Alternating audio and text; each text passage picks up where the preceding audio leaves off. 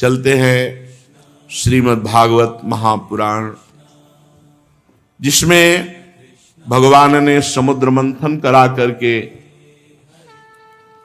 दिव्य रत्नों को प्रकट किया। 14 रत्न जो कुछ दैत्यों को मिले, कुछ देवताओं को मिले और कुछ स्वयं श्री भगवान ने स्वीकार किए। आखिरी में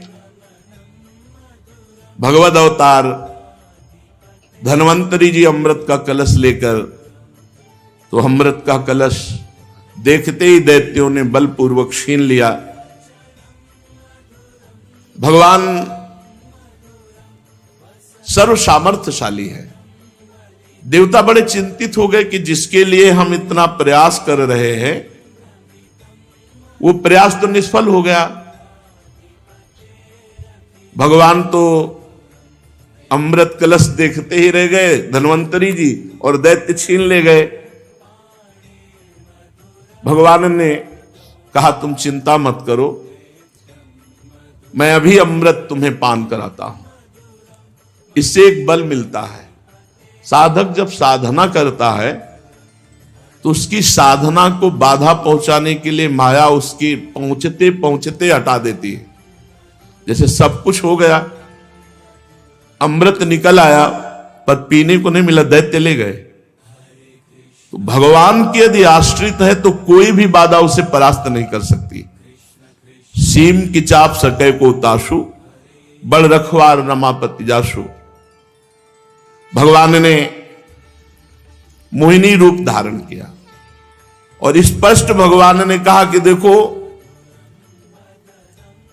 हम कुलटा हैं, स्वच्छंद चारणी हैं, हम पर विश्वास न करना। और मुस्कुराकर स्त्री सुलभ कटाक्ष, ऐसे सुंदर कि भगवान शंकर मोहित हो गए थे। सोचो, पास में त्रिपुर सुंदरी अंबा रहती है, त्रिपुर सुंदरी है, त्रिभुवन में कोई सुंदर अंबा जैसा नहीं है। तो अंबा पास में रहती है तो भला वो सुंदरता से मोहित क्या होने वाले। पर भगवान की ऐसी सुंदरता थी कि भगवान शिव मोहित हो गए। तो ये दैत्य बेचारे कैसे नहीं मोहित हो जाते। इन्होंने अमृत कलश हाथ में दे दिया।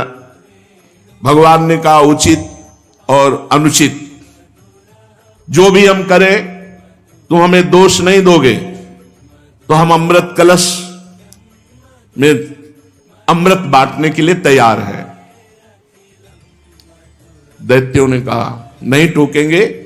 पहले भगवान दैत्यों की तरफ से गए, पर नेत्रों के कटाक्ष से बांधते हुए अमृत किसी को नहीं पिलाया। पर जब देवताओं की तरफ पंक्ति में गए, दोनों पीठ की पंक्तियां बैठा ली थी कि एक दूसरे को देख न सके। बड़ी रफ्तार से भगवान पिलाते चले जा रहे, तो दृष्टि दैत्यों की तरफ थी। इतने में राहु नाम का एक दैत्य ने सोचा कि आखिरकार हो क्या रहा है। उसने देखा, तुरंत मुड़ना ही था, ऐसे किया सो सूर्य चंद्रमा के बीच में था। सूर्य चंद्रमा ने कहा प्रभु ये राहु दैत्य। भगवान ने सुदर्शन चक्र का प्रयोग किया, जिससे अमृत अभी नीचे नहीं उतर पाया था, तो नीचे तो मृत हो गया, ऊपर का दिव्य हो गया। अमृत पान करके वो आज भी सूर्य और चंद्रमा को, पूर्णिमा और अमावस्या को ग्रहण लगते हैं। पूरा अमृत पिला दिया देवताओं को, कलश सामने फेंका दैत्यों के, और अपने स्वरूप में आ गए। अरे उनका ये तो हरि है, हमारे साथ तो बड़ा धोखा हुआ। भगवान गरुड़ को बुलाया, गरुड़ पे बैठे उड़ गए। अब देवता और दैत्यों में भारी युद्ध प्रारंभ हो गया। परम पुरुष भगवान की अहेतुकी कृपा से देवताओं में कोई घबराहट नहीं थी, क्योंकि अमृत पान कर चुके थे। नवीन उत्साह का संचार, विविध प्रकार से दैत्यों और देवताओं का युद्ध हुआ। बलि ने कहा इंद्र, जो लोग काल शक्ति की प्रेरणा से अपने कर्म के अनुसार युद्ध करते हैं, वो जीत और हार, यश और अपयश और मृत्यु इनकी परवाह नहीं करते हैं। इसी से ज्ञानी जन इस जगत को काल के अधीन समझकर ना तो विजय होने पर हर्ष से फूल उठते हैं और ना तो अपकीर्ति, हार और मृत्यु होने से शोक के वशीभूत होते हैं। तुम लोग तत्वज्ञानी नहीं हो, इसलिए फूल रहे हो कि अमृत पी लिया है।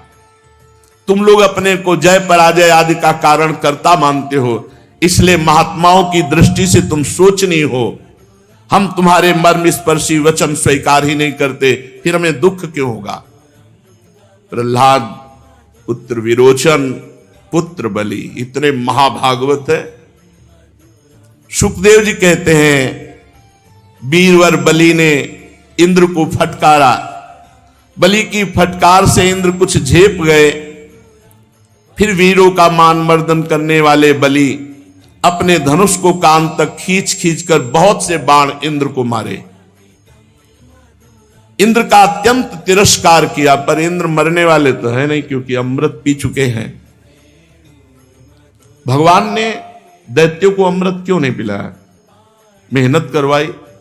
क्योंकि उनको पता है कि इनके पक्ष में मृत संजीवनी विद्या जानने वाले शुक्राचार्य हैं।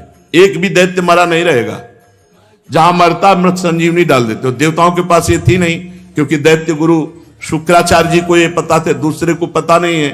तो इसीलिए भगवान ने विचार पूर्वक कि इनके पास मृत संजीवनी विद्या है और इनको अमृत पिला देते हैं, दोनों समान हो जाएंगे। देवराज इंद्र और बलि का बहुत समय तक युद्ध हुआ।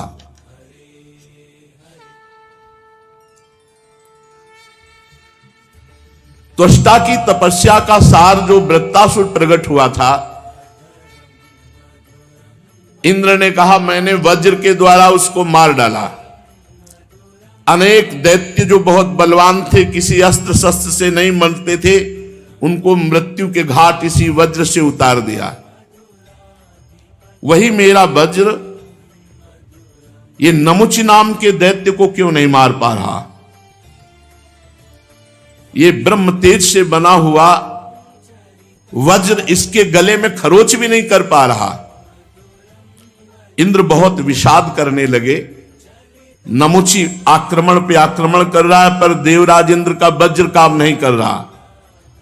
तो आकाशवाणी हुई कि ये दानव न सूखी वस्तु से मरेगा न गीली वस्तु से, इसे वर मिल चुका है। सूखी या गीली वस्तु जो ना होगी उससे मर जाएगा। इसलिए इंद्र इस शत्रु को मारने के लिए विचार करो जो सूखी और गीली वस्तु ना हो।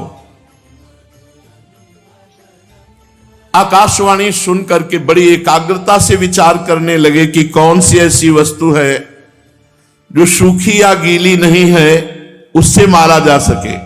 तो ध्यान में आया भगवत प्रेरणा से फेन। फेन ना सूखा है और ना गीला है, इसलिए उन्होंने समुद्र का फेन लिया और फेन फेंका, तो फेन से उसकी गर्दन कट गई, जो वज्र से नहीं कटी थी।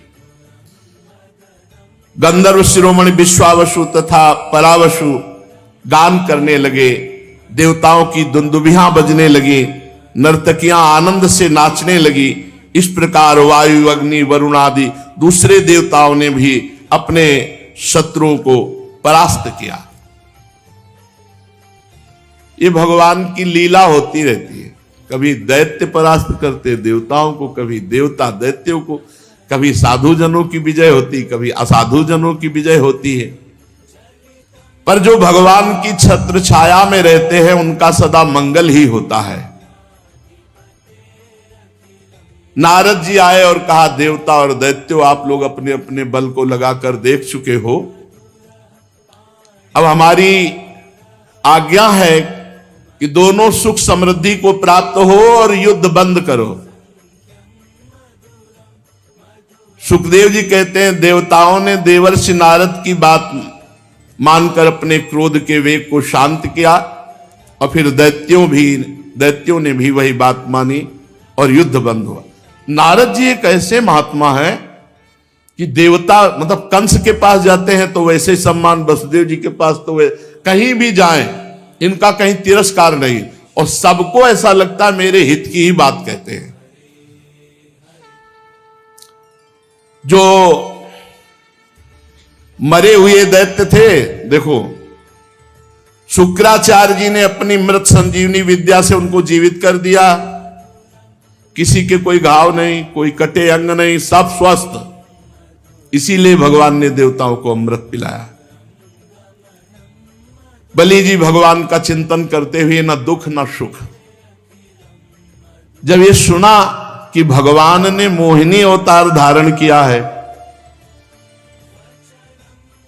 असुरों को मोहित करके देवताओं को अमृत पिला दिया, तो सती से कहा देखो हम जा रहे हैं, भगवान के जहां जहां अवतार होते हैं वो अवतारों के दर्शन करते हैं, अब हम इस मोहिनी अवतार के दर्शन के लिए जा रहे हैं। देवी ने कहा कि हम भी साथ चलेंगे, माता जी ने। तो कुछ गणों ने, नित्य पार्षद जो हैं, उन्होंने कहा हम भी साथ चलेंगे, भगवान के दर्शन करेंगे। भगवान गौरी शंकर और उनके पार्षद ये सब भगवान के धाम पहुंचे। भगवान मुस्कुराए, सर्वांतर्यामी हैं, खड़े होकर प्रणाम किया भगवान श्री हरि ने। विराजो महाराज, आज ये शिव परिकर कैसे पूरा आगमन हुआ, कारण क्या है? महादेव जी ने कहा समस्त देवताओं के आराध्य देव आप, विश्व विजयी जगदीश्वर जगत स्वरूप हैं। समस्त चराचर पदार्थों के मूल कारण ईश्वर और आत्मा भी आप ही हैं। इस जगत का आदि अर्थात प्रकट करने वाले, मध्य अर्थात पालन करने वाले, अंत अर्थात प्रलय करने वाले आप ही हैं। आप अविनाशी हैं, आप हमारे स्वरूप हैं। आप दृष्टा दृश्य, भोक्ता भोग भाव से रहित है। वास्तव में आप चिदानंद मात्र ब्रह्म हैं। प्रभु, ये हमने आपका अवतार सुना है, मोहिनी अवतार।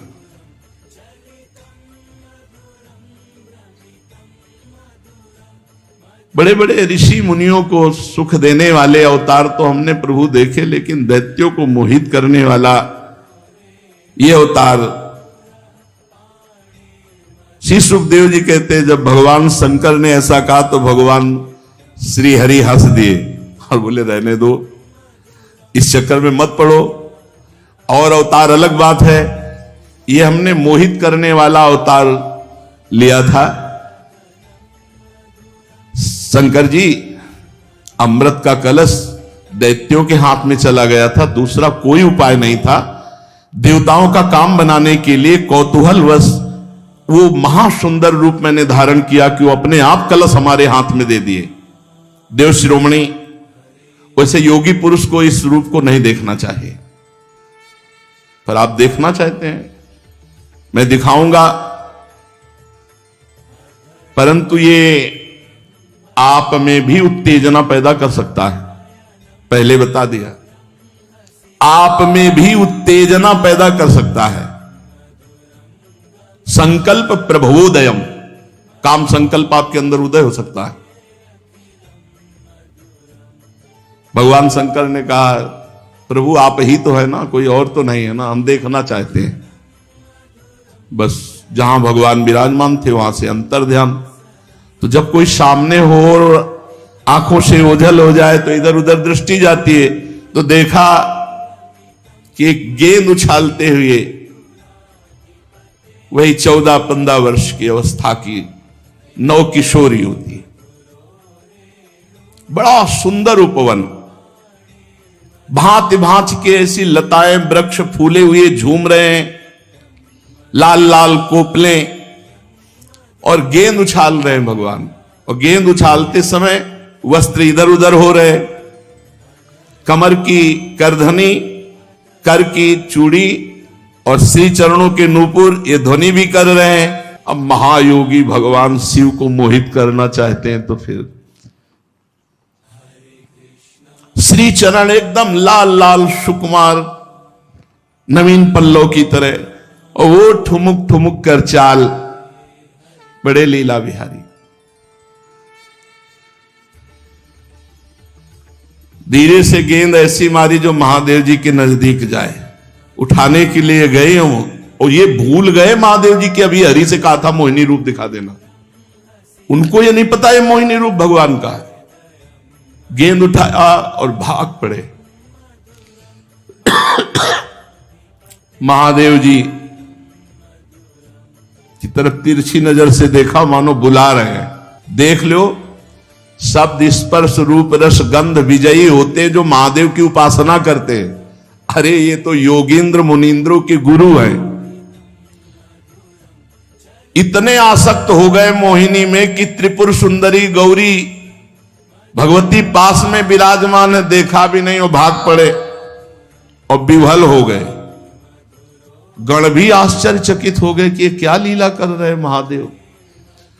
बस महादेव जी को ये लगा कि एक बार गले से लगा ले, एक बार गले से लगा ले। मोहिनी उतना ही भागती थी जिसमें महादेव जी को लगे कि मैं अभी पकड़ लिया। अब धीरे धीरे वायु ऐसी जोर की आई कि साड़ी उड़ गई। क्योंकि योगींद्र मुनिंद्रों के गुरु अगर थोड़ा भी अवसर मिला तो तुरंत ज्ञान जागृत हो जाएगा। करधनी खुल गई और साड़ी उड़ गई।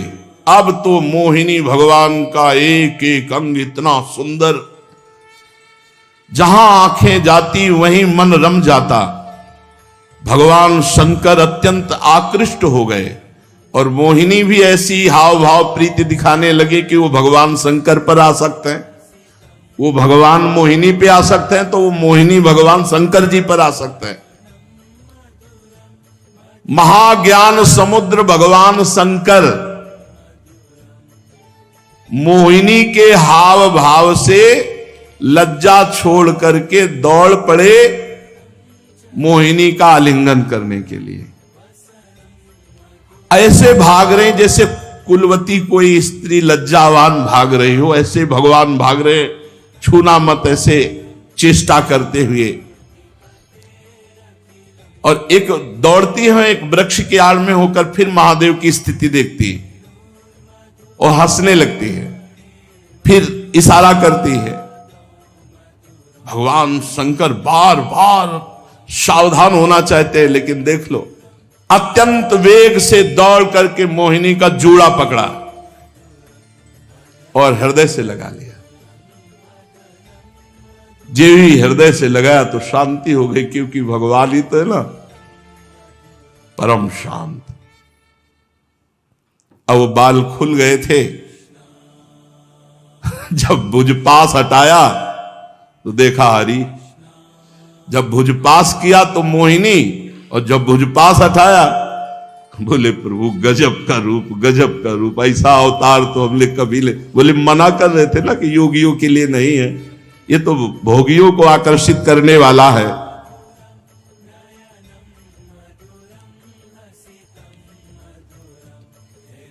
भगवान श्री हरि उन्होंने कहा, देव शिरोमणे, भगवान ही तो है ना, कोई दूसरी स्त्री थोड़ी है कि वो कामासक्त हो गए। भगवान ने कहा, श्री हरि ने, देव शिरोमणे, मैं ये देख रहा हूं कि ये सब हुआ, पर आपकी निष्ठा में कोई फर्क नहीं है। ये बड़े आनंद की बात है कि मेरी अपार माया का प्रयोग आपके ऊपर हुआ, ऐसे हाव भाव किए, पर आपकी स्थिति वही रही। स्थिति में आप, ये तो भगवान ही देख सकते हैं ना, स्थिति नहीं बिगड़ी, ये लीला बाहरी हुई, पर स्थिति लीला बाहरी इसीलिए हुई कि हरि ही है, वो जान रहे शिव जी कि हरि है, तो हरि और हर में कोई अंतर थोड़ी है। यद्यपि मेरी ये गुणमयी माया बड़ों बड़ों को मोहित कर देती है, फिर भी अब ये आपको कभी मोहित नहीं करेगी, क्योंकि सृष्टि आदि के लिए समय समय पर उसे शोभित करने वाला काल मैं ही हूं। इसलिए मेरी इच्छा के विपरीत यह रजोगुण आदि की सृष्टि माया नहीं कर सकती। जिस पर मैं कृपा करता हूं उसे माया परास्त नहीं कर सकती। श्री सुखदेव जी कहते, परीक्षित, इस प्रकार भगवान श्री हरि ने भगवान शंकर का सत्कार किया। तब उनसे विदा लेकर के एवं उनकी परिक्रमा करके वे अपने गणों के साथ कैलाश को चले गए। भरतवंश शिरोमणि भगवान शंकर ने बड़े बड़े ऋषियों की सभा में अपनी अर्धांगिनी सती देवी से अपने हरि रूप की अंशभूता मायामयी मोहिनी का इस प्रकार प्रेम से वर्णन किया था कि देवी, तुमने देखा परम पुरुष परमेश्वर भगवान श्री हरि की माया। देखो, यूं तो मैं समस्त कला कौशल विद्या आदि का स्वामी और स्वतंत्र भगवान हूं, फिर भी उस माया से विवश होकर मोहित हो गया। फिर दूसरे जीव परतंत्र हैं, वो मोहित हो जाए तो इसमें कौन से आश्चर्य की बात है। जब मैं 1000 वर्ष की समाधि से उठा था, तब तुमने मेरे पास आकर यह प्रश्न किया था कि तुम किसकी समाधि लगाते हो। तो ये वही साक्षात आत्मस्वरूप सनातन श्री हरि है, जिनको मैं समाधि में ध्यान के द्वारा उनके रूपानंद का पान करता रहता हूं। ना तो श्री हरि को काल ही सीमा में बांध सकते हैं और न वेद ही वर्णन कर सकते हैं। इनका वास्तविक स्वरूप अनंत और अनिर्वचनीय है। श्री सुखदेव जी कहते हैं, परीक्षित, मैंने विष्णु भगवान की ऐश्वर्यपूर्ण लीला तुमको सुनाई, जिसमें समुद्र मंथन के समय अपनी पीठ पर मंदराचल धारण करने वाले भगवान का वर्णन हुआ। जो पुरुष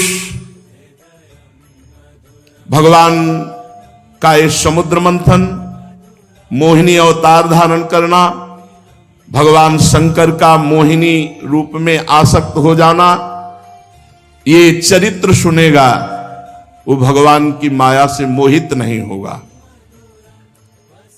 ये लीला संसार के समस्त क्लेश मिटाकर बिना परिश्रम के भगवत प्राप्ति कराने वाली है। ये जो लीला सुनी आपने, चाहे भगवान के चरणों की शरण ग्रहण करे या ना किए हो, कोई भी सुने चरित्र भगवान के, तो भगवान के प्रति शरणागति का भाव आ जाएगा और बिना परिश्रम के उसका भजन बनने लगेगा और भगवान की उसको प्राप्ति होगी। आज यहीं विश्राम करते हैं।